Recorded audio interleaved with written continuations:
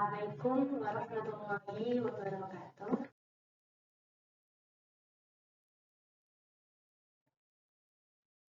Nama saya Islamia Nurhidayati dengan nomor induk mahasiswa 23010220084. Program studi saya Pendidikan Agama Islam. Saya di sini akan menjelaskan sedikit tentang aliran Murji'ah yang saya ketahui. Lanjut ke materi berikutnya, yaitu pengertian dan pokok pikiran Murji'ah. Secara bahasa, Murji'ah dari isim fa'il, yaitu dari kata al-irja, yang artinya memberi harapan. Dan berasal dari fi'il madi dan fi'il mudhari', yaitu arja'a yurji'u, yang artinya menunda atau menangguhkan. Jadi, pengertian Murji'ah secara keseluruhan itu adalah aliran yang mana prinsip mereka itu menunda penyelesaian konflik politik antara Khalifah Ali bin Abi Thalib dan Muawiyah bin Abi Sufyan, antara Khawarij dan Syiah, dan mereka itu menangguhkan bahwa tidak mengikuti mana yang benar dan mana yang salah. Maksudnya tidak mau menilai mana yang benar yang salah, dan mereka itu tangguhkan nanti di akhirat nanti. Seperti itu. Selanjutnya yaitu pokok pikiran Murji'ah. Yang pertama, pengakuan iman cukup hanya dalam hati. Yang biasa kita ketahui bahwa iman itu harus biqalbi, bilisan, dan bilaf'al. Tapi dalam pokok pikiran aliran Murji'ah itu, iman itu hanya di hati. Jadi af'al itu tidak diperdulikan, apalagi lisan. Mereka lisan mengatakan Kristen, tapi di hatinya Islam, seperti itu. Contohnya, tidak melakukan sholat, intinya amal itu tidak dipentingkan, yang penting iman di hati. Yang selanjutnya, jadi pengikut golongan ini tak dituntut membuktikan keimanan dalam perbuatan sehari-hari. Nah, seperti tadi, karena mereka sangat menuhankan biqalbi atau hanya dalam hati iman, jadi untuk pembuktian perbuatan sehari-hari dengan amal maupun lisan pun tidak harus dibuktikan atau tidak dituntut untuk mengerjakan. Padahal syariat Islam itu banyak ya, teman-teman. Yang selanjutnya yaitu selama meyakini dua kalimat syahadat, seorang muslim yang berdosa besar tak dihukum kafir. Tidak hanya kayak munafik, tidak menjalankan sholat, membunuh orang, zina. Yang penting di hatinya ada kalimat syahadat, mereka tidak akan dihukumi berdosa besar, apalagi kafir. Yang selanjutnya, hukuman terhadap perbuatan manusia ditangguhkan, artinya hanya Allah yang berhak menjatuhkannya di akhirat.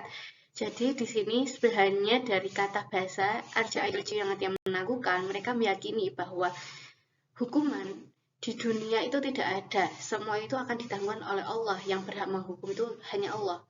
Seperti itu. Padahal banyak hak-hak muslim yang harus diadili atau harus yang ditakzir, dikafaroti, seperti itu. Tapi mereka itu berpikir bahwa segala perbuatan dosa balasannya itu hanya Allah, yang maha membalas, yang bisa membalas hanya Allah, ditanggungkan di akhirat hanya Allah, seperti itu. Selanjutnya yaitu sejarah Murji'ah.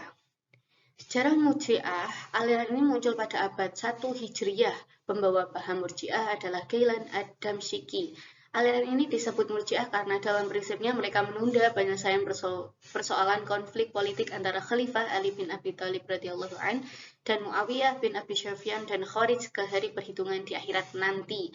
Karena itu, mereka tidak ingin mengeluarkan pendapat tentang siapa yang benar dan siapa yang dianggap kafir di antara ketiga golongan yang tengah bertikai tersebut. Diperkirakan Murji'ah muncul bersamaan dengan kemunculan Khawarij dan Syiah. Nah, paham Murji'ah ini ketika ada konflik antara Khawarij dan Syiah, mereka tuh membentuk Murji'ah. Artinya Murji'ah itu yang memberi harapan, mana mereka tuh tidak mau kalau umat muslim itu terpecah belah. Jadi mereka tidak mau ikut kubu kanan atau kubu kiri, tapi membuat aliran sendiri yang mana pahamnya beda lagi. Seperti itu. Yang selanjutnya adalah tokoh-tokoh Murji'ah. Tokoh-tokoh Murji'ah ini diantaranya Abu Hasan As-Salihi, Yunus bin An-Namiri, Ubaid al-Muhtari, Taib Ghailan ad-Dimsyqi, yang mana beliau adalah yang membawa aliran Murji'ah ini, Bishar al-Marisi, Muhammad bin Karam, Elizabeth Moore, dan Robin. Nah, ini adalah tokoh-tokoh Murji'ah.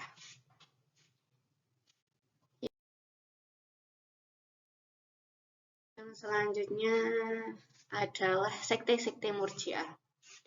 Sekte-sekte Murji'ah ini dibagi menjadi dua, yaitu moderat dan ekstrim. Yang moderat ini seperti halnya biasa beberapa orang yang berdosa besar bukanlah kafir, tapi ditangguhkan di akhirat. Nah, jadi besar kecilnya dosa itu ditangguhkan di akhirat, walaupun berdosa besar membunuh sesama muslim, di dunia itu tidak ada hukuman, tapi yang menghukum hanya Allah. Yang selanjutnya adalah golongan Murji'ah ekstrim. Pengikut Jaham Ibnu Sufyan berpendapat bahwa orang Islam yang terpercaya kepada Tuhan kemudian menyatakan kekufuran secara lisan tidak menjadi kafir. Nah, sebenarnya namanya ekstrim. Jadi di sini benar-benar ketika umat atau orang yang mengikuti aliran Murji'ah ini menyembah berhala tapi di hatinya ada dua syahadat, mereka tidak akan dihukumi kafir. Ketika mereka ke gereja atau ke Buddha-Buddha seperti itu, mereka tetap tidak dihukumi kafir seperti itu. Jadi mereka pun berlisan, misalnya nyanyi-nyanyi di gereja tapi di hatinya ada syahadat dua, mereka tetap tidak akan dihukumi kafir atau murtad, tetap Islam seperti itu. Yang selanjutnya adalah doktrin Murji'ah.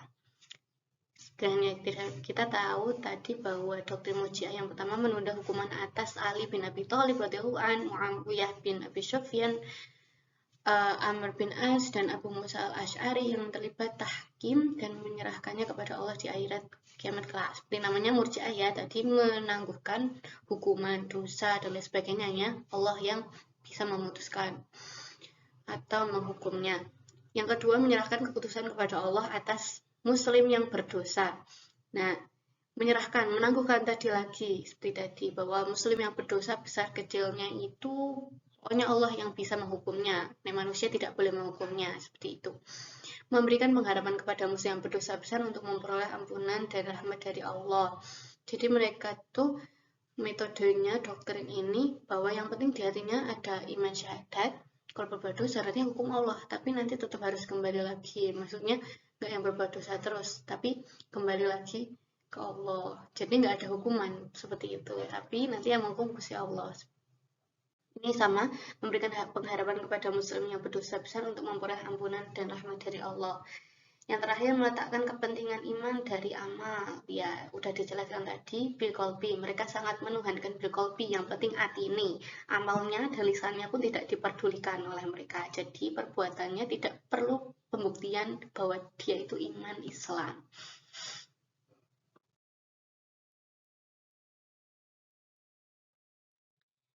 Ini sekian, terima kasih. Sekian dari saya, kurangnya dari saya, lebihnya dari Allah Subhanahu wa taala. Wabillahi taufiq wal hidayah, waridha wal inayah.